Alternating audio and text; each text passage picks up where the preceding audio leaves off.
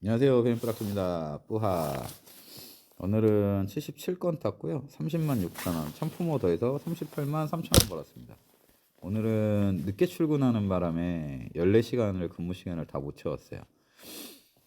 아침에 좀 일이 있어가지고 평상시에는 11시쯤에는 일을 시작하는데 오늘은 12시가 살짝 넘어서 시작을 하게 됐습니다. 오늘 방송 마지막에 동시수행을 단가가 낮으니까 한다. 뭐 이런 말도 안 되는 소리를 하는데, 그런 논리면은 내가 가난하니까 다른 사람 거를 훔쳐도 된다라는 얘기와 똑같아요. 그럼 말도 안 되는 논리가 어디 있어. 동시수행은 진짜 저는 사람 새끼라고 생각 안 합니다. 진짜 이기적인 거예요. 가맹점 손해, 배달 플랫폼 손해, 고객 손해, 다른 기사들 손해. 지만 잘 먹고 잘 살겠다. 그런 논리이기 때문에 그런 말도 안 되는 소리를, 아무리 같은 딸배라지만 진짜 별로야. 그래서 그냥 강퇴시켜버렸는데, 혹시라도 동시수행을 하시는 분이 이 방송을 보신다면 뭐 본인이 선택한 거니까 본인이 책임을 지면 되지만 한 번쯤은 돌아보십시오. 본인에게 스스로가 이게 떳떳한지 한번 생각을 해보세요. 내가 뭐 감나라 배나라 할 건 아니지만 나중에 정지 먹고 왜 정지를 때렸냐 이런 얘기 하지 마시고, 그 책임도 어차피 본인이 지겠지만 저는 개인적으로 그런 사람들하고는 상종하고 싶지는 않습니다. 네.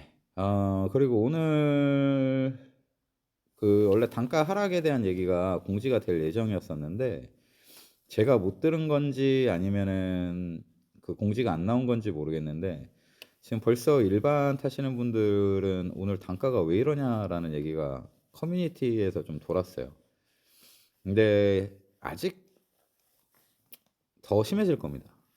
단가는 둘째 치고 콜량 자체도 줄어들 거고, 오늘 당장 금요일 야간인데도 불구하고 콜이 없었어요, 진짜로. 그나마 마지막에 이제 그 콜이 이제 콜 없네 이러고 기사들이 좀 들어간 것 같아요. 그 좀 콜이 없는 시기를 지나니까 그때부터 콜이 조금 잘 들어오기는 했는데, 이게 점점 심해질 수밖에 없어요. 왜냐하면 보통 하루에 목표치를 정해놓고 타는 기사분들이 되게 많거든요. 근데 그분들이 목표치를 안 채우면 근무 시간이 한두 시간씩 늘어난다고 보면 되잖아.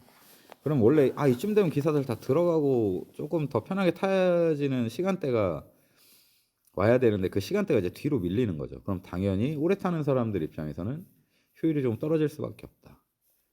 당연한 거겠죠. 근데 뭐 어쩔 수 없습니다. 그냥 감수하고 빨리 더워지기를 바라는 수밖에 없어요. 비가 많이 내리길 바라고, 뭐 공휴일이 연휴로 묶인다든가 뭐 이런 다른 요소에 기대를 할 수밖에 없는 게 현실이에요. 그냥 버티고 버티고 버티는 수밖에 없습니다. 뭐 근데 너무 안 좋은 얘기만 했잖아요. 어제도 그렇고 오늘도 그렇고. 근데 사실상 뭐 꼭 죽으란 법은 없습니다. 우리가 비수기 처음 나는 것도 아닌데 매번 비수기 때마다 징징징 하면서 그렇게 그냥 스스로를 달래는 거예요. 그냥 이렇게 한풀이 하고 그냥 아휴 나 힘들다 이런 거 그냥 한 번씩 털어냄으로써 또 그 힘으로 또 하루를 버텨가거든요.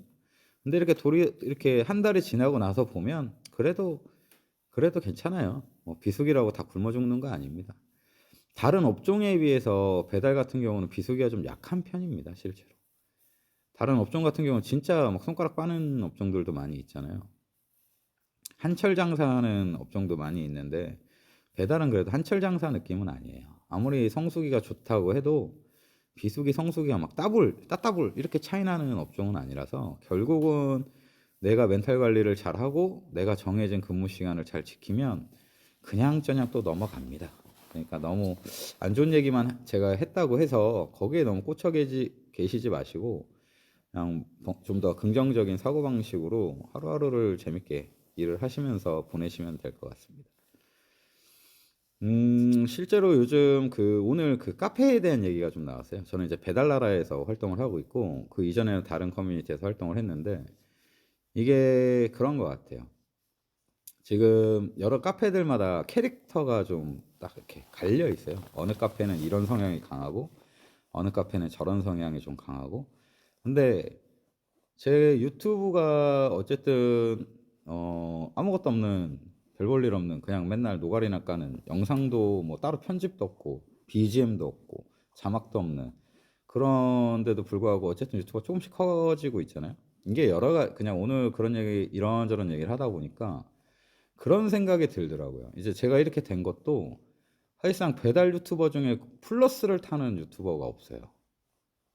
그리고 이렇게 장시간 일을 하시는 유튜버도 거의 없습니다. 제가 아는 선에서는 없어요. 이유가 이게 영상에 시간을 투자하게 되면 당연히 일하는 시간이 줄어들 수밖에 없겠죠. 근데 저 같은 경우는 영상에 투자를 하지 않으니까 장시간 근무가 가능하고, 그리고 플러스를 타는 기사도 없으니까 이제 거의 실제로 많은 기사분들이 플러스를 타고 있는데, 실제로 정작 유튜버들은 플러스를 옹호하거나 중립적인 분들, 그러니까 옹호하는 분들도 거의 없죠. 중립이거나 혐오하는데, 이제 어쨌든 많은 기사들이 플러스에 종사하고 있다 보니까 그분들의 그런 그 소리를 배출할 수 있는 공간이 없는 거예요. 그러다 보니까 이제 제 유튜브가 조금씩 성장을 하는 것 같고, 그리고 그 커뮤니티도 마찬가지로 배달에는 열심히 하는 기사들이 별로 없다 그랬잖아요. 열심히 하는 기사들한테 오히려 욕을 하는 게 배달판입니다. 웃기죠? 이런 업종이 있을까? 열심히 하는 사람을 무시하고 어떻게든 끌어내리려고 하는 그런 업종이 있나요? 경쟁자 제거?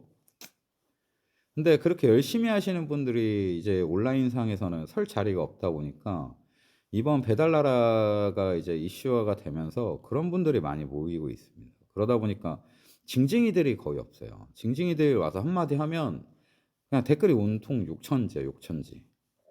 꼴보기 싫다고, 징징이 새끼들.